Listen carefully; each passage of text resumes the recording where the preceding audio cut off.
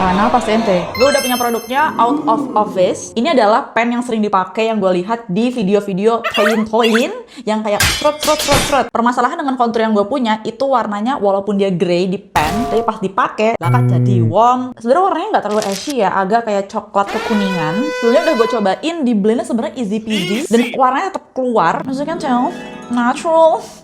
Gue akan coba tunjukin lagi. Tuh, easy banget. Dibilang gampang banget, dia masih ada kayak sedikit playtime, jadi nggak langsung set. Dan warnanya kayak agak bronzer, tapi nggak terlalu warm gitu ya. Lebih kayak, tuh, gue sih suka ya. Biasanya masih awal suka, ntar baru ketemu nggak sukanya nanti ya. Ujungnya punya warna putih seperti ini untuk highlight. Ini udah gue pakai juga di area sini. Sini.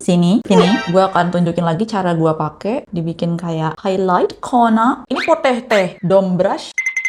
Lama sih pakai pemberian YME aja. Mungkin ini karena makeupnya udah gue set ya, jadi agak susah ngeblend. Tapi sebelumnya sih lebih mudah. Jadi kasih efek lebih berdimensi begitu. Mudah orang.